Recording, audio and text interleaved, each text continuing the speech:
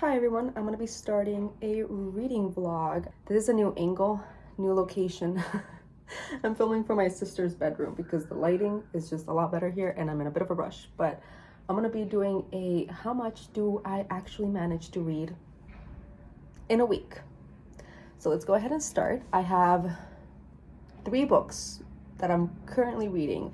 I'm reading The Dream Thieves, but I won't be giving you active updates on that one because I'm filming a separate vlog all for the Raven cycle and I'm super excited about it because I'm loving it. But I'll let you know if I end up finishing the book or not in this week. And then I'm also reading The Woods All Black. Oh gosh, let me check. I was right. I'm reading The Woods All Black, which is a pretty short, I think under 200 pages, little spooky mystery, historical, queer, kind of horror. We shall see. A little bit of a religious trauma again. I don't know why I've been reading so many of those. And then I'm also listening to The Twisted Ones by none other than T. Fisher, and I'm really liking it. It's definitely spooky though, so I make sure not to listen to it too late into the night. But yeah, those are the 3 I'm currently reading, and I think I'm about 30% in The Woods All Black, and then 40 or so % into The Twisted Ones, and then I'm just now starting The Dream Thieves. So I'll give you a better update once I've made it farther into those books. And I'm hoping to push myself and read as many books as I can this week, just to see how many books I can actually read in a week. I used to be one of those kids in middle school who would push myself to, like, basically taught myself to be a quick reader because I wanted to be able to read a lot of books. And like, I was a weird kid, okay? I wasn't popular, I was the bookworm, so I would brag about how many books I managed to read. And if you can hear the helicopter, I am so sorry. I don't have my microphone with me right now. So yeah, I was just that weird kid. I remember in 5th grade, I believe, I was so proud of the fact that I had managed to finish Harry Potter and the Half-Blood Prince all in one day. And that was my biggest achievement as a 12-year-old, 11-year-old. So yeah, I don't know what that says about me. And especially the fact that I'm still like that as a 24-year-old. 12 years later. So let's go ahead and see how many books I managed to read this week.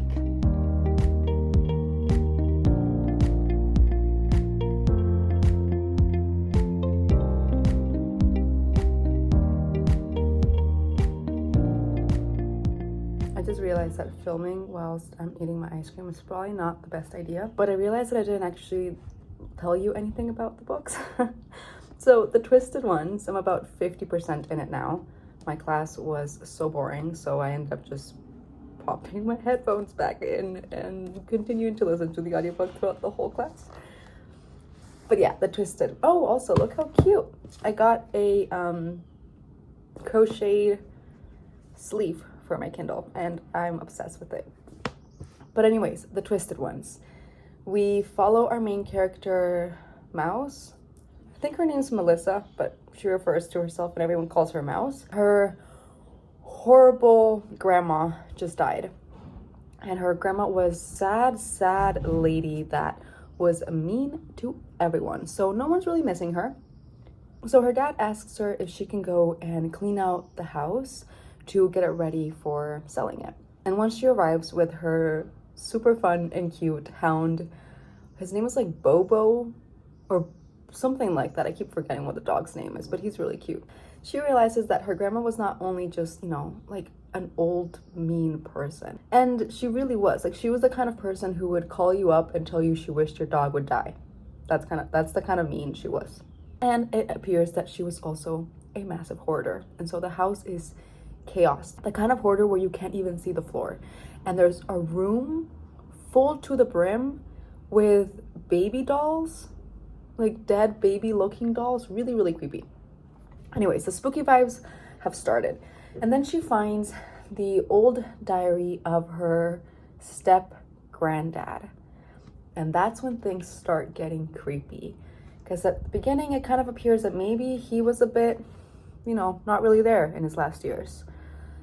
And then it turns out that maybe the creepy things he was talking about might have some truth to them. And there might be things in the forest better left untouched. And things just start getting spooky. I'm really enjoying it so far. It's T. Kingfisher. I also think it's kind of funny that the only 2 other books I've read by her are horror, and now I'm reading another of her horror books, and I'm really liking it. I think she writes spooky horror in a really fun way, and her characters are very, very likable. Her main characters are very relatable in a way. Why is my room full of ants? I say that as I eat ice cream. So yeah, that is the Twisted Ones. And then on my Kindle, I'm reading The Woods All Black by Lee Mandello. And I am currently 49% in it. And in this one, we follow Leslie in the 1920s. He served during the war and was a nurse during the war. And then he is asked to go to this tiny little town called Spar Creek in the Appalachian, oh God, I never know how to pronounce that. In those mountains in the States. To serve as a nurse there. And once he gets there, things are off. He was asked to be there, but it seems that everyone in the town, and especially the priest, really doesn't want him there. It's a very conservative, very religious, very judgy town. And Leslie being secretly trans, I guess it's the 1920s, he's not out. So he's expected to dress and behave like a proper woman, and he doesn't want to. He wears trousers, and he isn't married, and he wants to help the young women of the town and teach them how not to get pregnant if they don't want to get pregnant. And yeah, so we follow him in his journey in this tiny town, and things start to get spooky. Is it the church that's doing these weird things? Is there maybe some kind of dark magic in the forest? Why is there a deer that's been ripped apart? I don't know what's going on, but I am intrigued. So I'm going to continue to find out. I just realized I hadn't plugged the microphone in, so I'm sorry if it had been really bad audio until now. My window's open, so you could probably hear every single car outside. But The Dream Thieves, as I mentioned before, I just started. I'm like 2 pages in, but I'm putting it off until later tonight when I can lay in bed, cozy up with a warm cup of tea, and read until my heart's desire. It's just one of those books that I want to fully dedicate my time to. So I'll be starting that later tonight.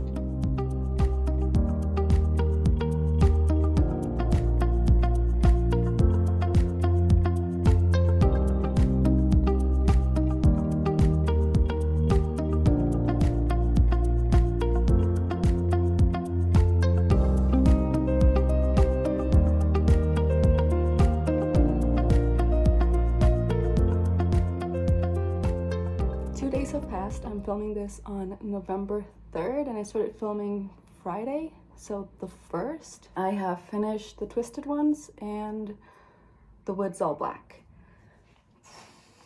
The Twisted Ones by T. Kingfisher. Loved it. I love T. Kingfisher. The more I read her work, and this is only the 3rd novel I've read by her, but the more I read her, the more I love her writing, and I'm so excited to read more of her books. I have Nettle and Bone, and I have A House with Good Bones. I might be wrong on what that book is called. Something like that. But after finishing The Twisted Ones, I went ahead and finished The Woods All Black. And it took a shift, a twist, a turn that I was not expecting whatsoever. And I think I need a break. I need a break from horror. I need a break from really dark themes. I had heard that The Woods All Black was great for fans of Andrew Joseph White, who wrote both The Spirits Bear Their Teeth, or something like that, and Hell Followed With Us, which I enjoyed both quite a lot. The Woods All Black, I can understand why people would say they're similar to Andrew Joseph White. However, this one was way more adult and a lot darker, and it got very explicit. Like there's like a spicy scene, but it's very dark and gory. Not really what I was expecting. Honestly, if that had not been in there, I would have given this book a solid 4 stars. But because of that really out of nowhere scene that I did not see coming, I think I have to bump it down to a 3 star. The rest of the book I did really enjoy. It's very, very dark, very, very dark themes. Read up on trigger warnings. It has a lot of mentions around sexual assault, a lot of transphobia, and just like, I need a break. So I'm gonna go ahead and focus on The Dream Thieves, which I'm super excited to continue. And also, I think I'm gonna start listening to Traitor's Mask, which is a Cinderella retelling. It's very different to what I have been reading. I'm expecting a very slow burn, innocent romance. Yeah, I need something lighthearted. So I think I'm gonna go with that. Mostly focus on The Dream Thieves and then the Cinderella retelling.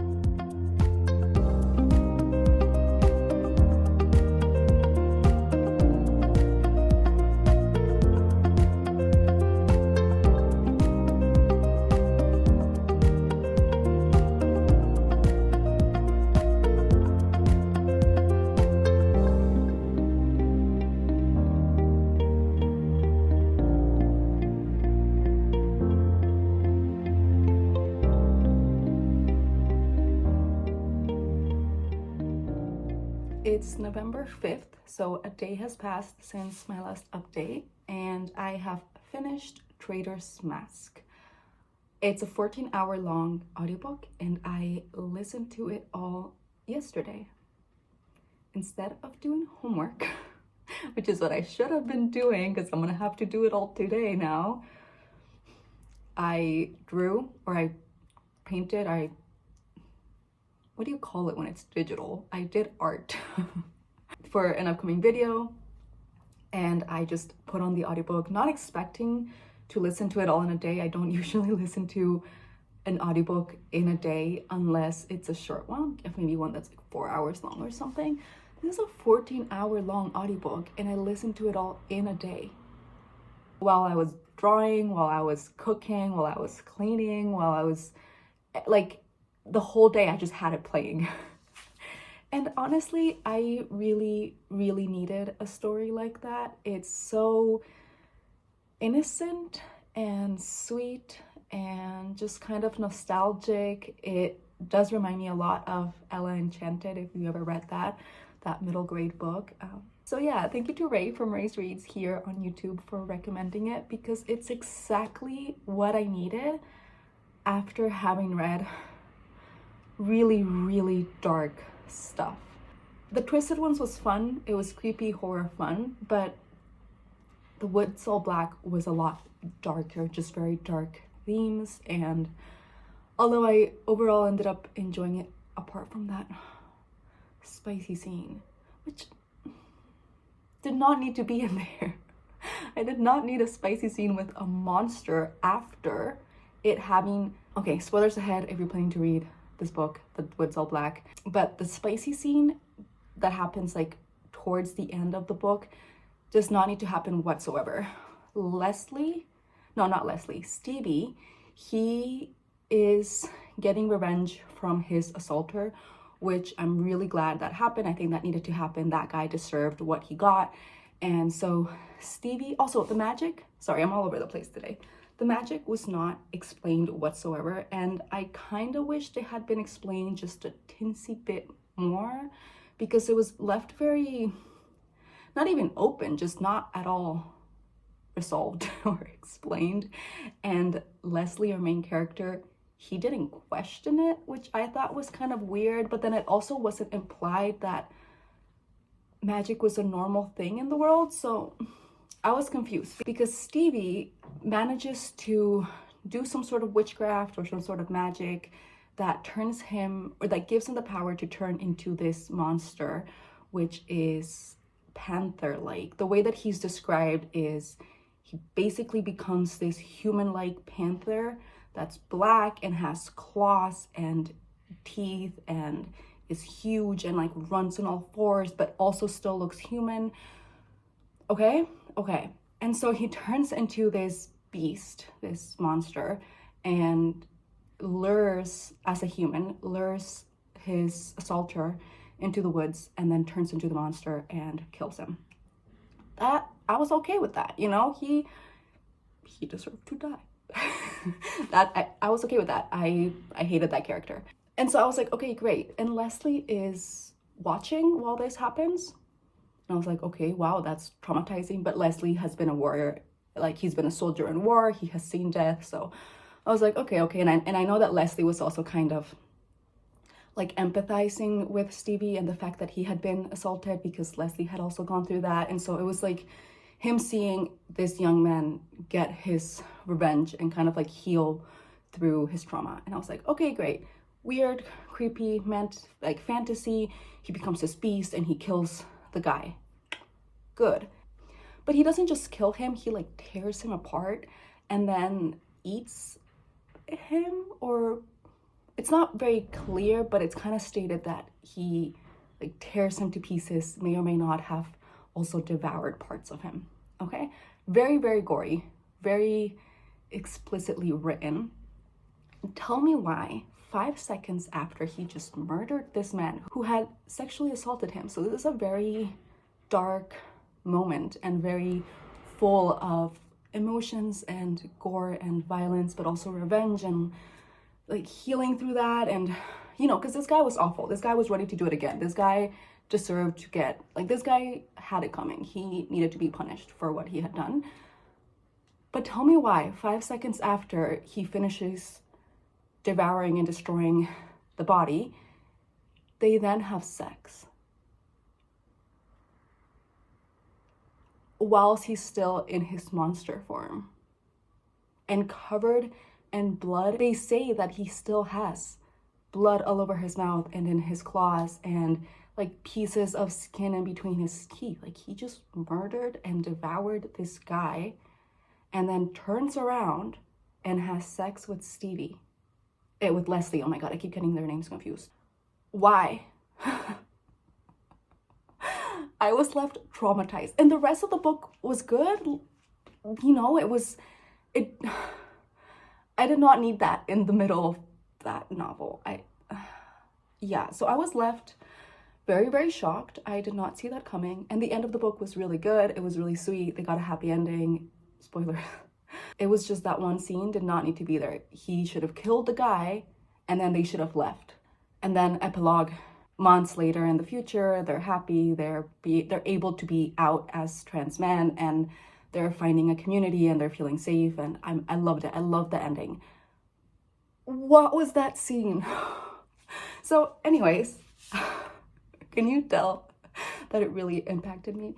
So after reading that, I just needed the complete opposite. I needed something that was heartwarming. I needed something that was sweet. I needed something that was innocent.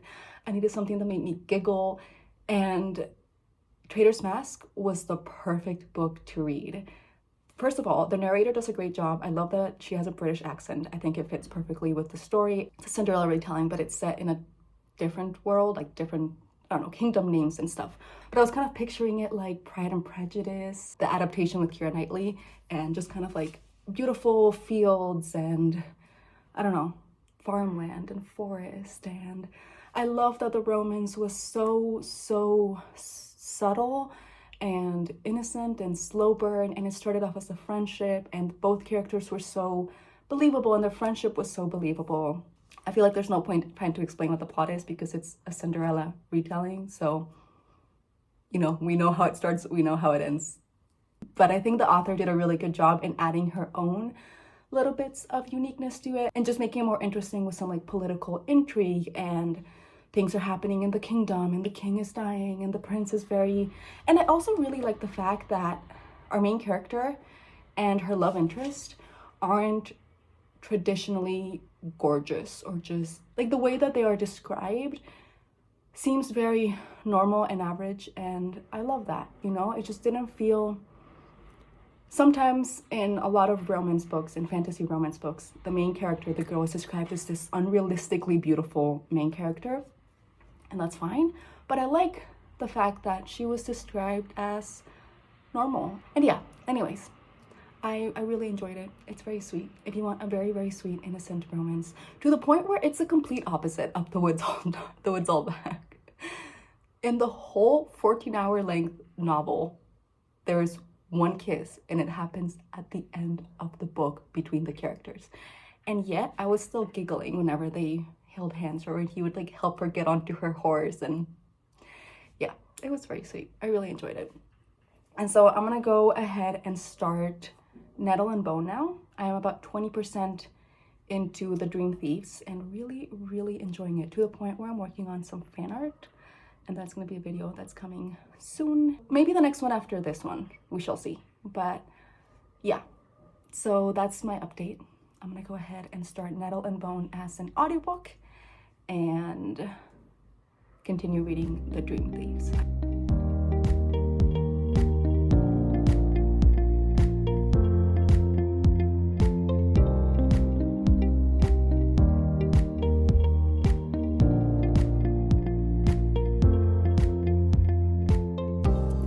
It's Friday the 8th, so it's been exactly a week since I started filming. I will give you a full final update tomorrow because I still have all of today to read. But I ended up finishing both The Dream Thieves and Nettle and Bone. The Dream Thieves. Oh, guys, these books. There will be a full detailed update and live reaction to what I emotionally went through while reading The Dream Thieves once I finish my Raven Cycle vlog. But just as a little tiny recap, I cried like 4 times. I laughed so much, and I am absolutely obsessed and in love with these books and with these characters, and I get the hype. So yeah, I only have today left for this vlog, and oh, I also finished Nettle and Bone. The more I read T.K. Fisher, the more I realize that she's starting to become one of my new all-time favorite authors. I just really like the way that she writes characters. I really like the way that she writes atmospheres. I freaking love her side characters. In Nettle and Bone, I loved Fenris. I loved the Dust Wife. I think she was one of my favorites. I love the little demon chicken. I loved Bone Dog. Bone Dog, he was the sweetest. I love that she has a lot of dogs in her books. And I loved, what's her name? Agnes, the fairy godmother. Yeah, it was really good. It's a little mix of a bunch of different fairy tales with a little bit of darkness in there. We follow our main character Mara, who's a princess. She's the youngest of 3 sisters, and she's a princess of this very tiny kingdom bordered by a northern kingdom and a southern kingdom.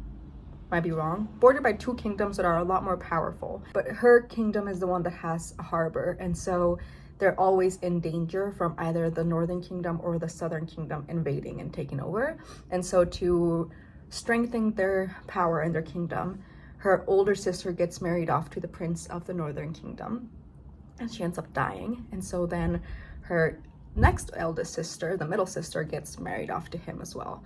And things are weird. She's constantly pregnant, constantly losing babies. It's this like big thing where she's meant to be, you know, having a baby that's going to be the next heir for the kingdom. And then when Mara goes to visit her, it becomes clear that the prince is abusive as hell. He's an asshole. We hate him. He's been abusing her. And so Mara goes on this quest to try and save her sister, and she wants to kill the prince. And so she has to go find this Dust Wife, who gives her 3 impossible tasks, and if she manages to complete the 3 impossible tasks, she will help her. And yeah, and we follow her along that and the little side characters, and there's a tiny bit of a romance, but it's very slow burn. It's not at all the main aspect of the book. It's really on the sidelines, but I really enjoyed it as well. And yeah, I think T.K. Fisher just does a great job at creating an atmosphere and at writing characters. However, the pacing in this book was a bit weird, and it took me a little bit longer to get into it than it usually has with her other novels that I've read. But I still enjoyed it overall. And after that, I wanted to give another one of her books a try. So I started A House with Good Bones as an audiobook, and I'm about halfway through it. I started it late last night, only listened to like a chapter or 2, fell asleep, and I'm about halfway through it now. It's a pretty short audiobook. I think only about 6 hours or so. I'm sorry, I had my swimming class this morning, and I am definitely allergic to chlorine. Every Friday I just struggle with allergies for the rest of the day. But yeah, I'm about halfway through A House with Good Bones, where we follow our main character Sam. She's an archaeologist slash the one that has where you study bugs, people who study insects. Entomologists? No. Ooh, my boyfriend would be upset with me because he loves bugs. Oh, it'll be on the screen somewhere. And her job gets postponed for a bit, so she goes to visit her mother because her older brother told her something's off with mom. Maybe we should check in on her. And so she goes to visit her mom, and things are definitely off. Her mom has completely redecorated the house to look exactly like it did when her grandmother used to be there. She started saying grace before meals. She started to she doesn't curse anymore. Like little things that are very reminiscent to how her mother used to be. And so that freaking grandma, that creepy old racist grandma, is hunting the house. I'm sure of it. And it's starting to get spooky. We're about halfway through the book, so things are starting to get eerie. Things are starting to get creepy. I have about 2 or 3 hours left, so I can probably do that during class. It's just an extremely boring class, and I feel like I'm wasting my money and wasting my time. I take my little Kindle along, I take my little headphones along, and you know, as long as I'm there, maybe participate once. As long as he sees that I'm there, it's fine. So yeah, that's my plan for the rest of the day, and I'll give you an update tomorrow. I think this will probably be the last book that I end up reading today. I don't think I could manage to read another one on top of it for tomorrow. Probably not.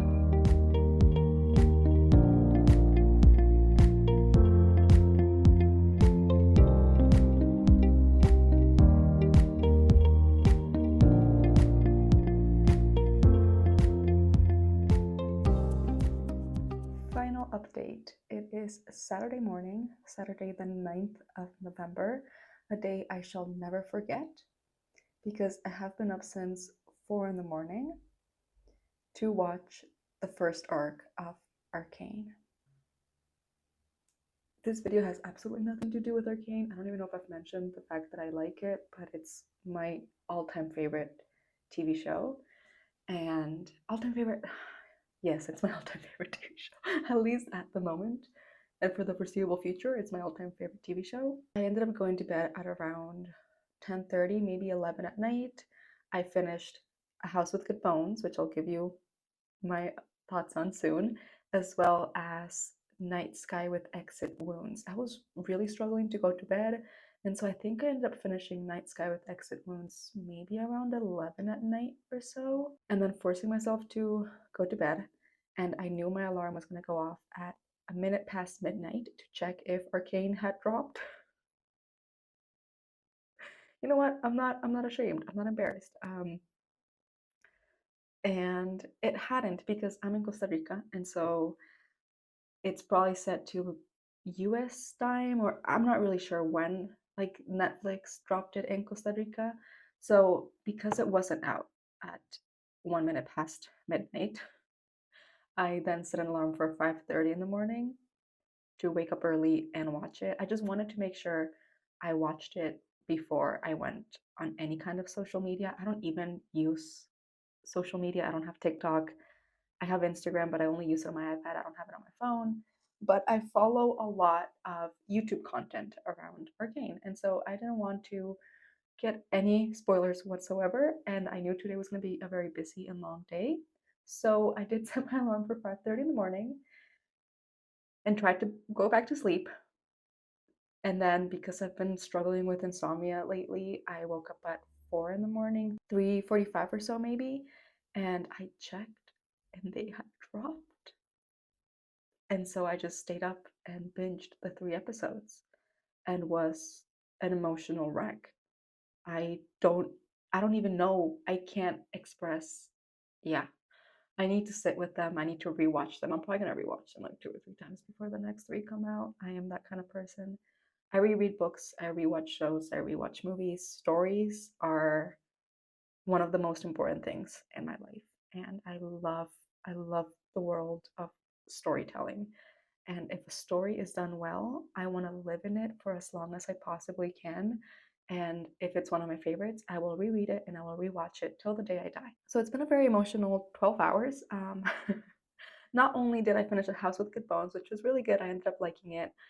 Let's just go ahead and talk about that one first. So that one was really short, a 6-hour audiobook, I believe, and I finished it all in one day. It's T. Kingfisher. I really like her writing. I think I liked A House with Good Bones slightly better than the Twisted ones.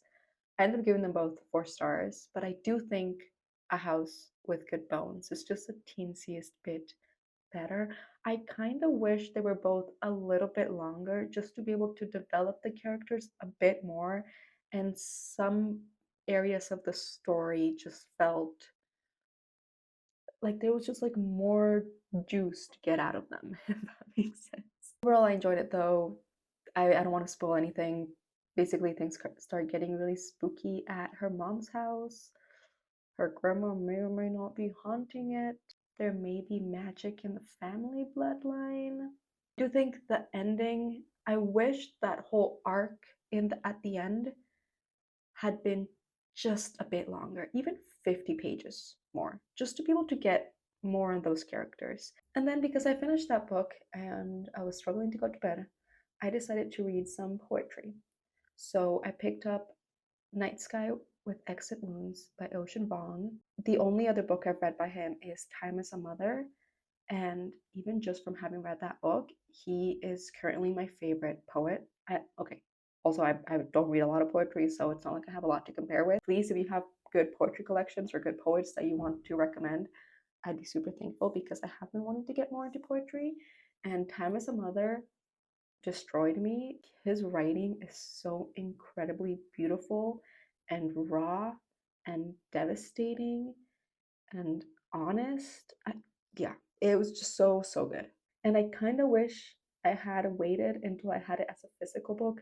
I was putting off reading more of his books, not only because there's not that many, but also because I really enjoy reading poetry as physical books to be able to underline all my favorite lines and just, I don't know, there's something about poetry that I prefer in physical books. But I just haven't been able to get my hands on A Night Sky with Exit Wounds, On Earth We're Briefly Gorgeous, and Burnings, which are his other 2 books that I really, really want to read. So I ended up reading A Night Sky with Exit Wounds on my Kindle because I had it. I also have On Earth We're Briefly Gorgeous on my Kindle, and I might just have to read it like that as well. His words are just stunning, and I said this in my reviews on Goodreads, but I feel so incredibly privileged and honored to exist in this time frame of history where his work exists. And I think that's such a privilege. So yeah, I'm really, really glad I read that book. And so that was an emotional end to the night. And then I went ahead and, had the whole thing with Arcane. But anyways, to wrap up this video, because it's longer than I was expecting, I ended up finishing 6 books. Let me double check. I ended up finishing 7 books. However, I'm going to go ahead and say 6 because I was 30% through The Woods All Black and 40% through the Twisted ones, I believe, when I started the video. So I'm just going to count that as 1 book. Let's just say I finished 7 books, but I read 6. And I thought it would be fun to go ahead and just rate them in the order from favorite to least favorite, even though I overall enjoyed all of them. Questionable.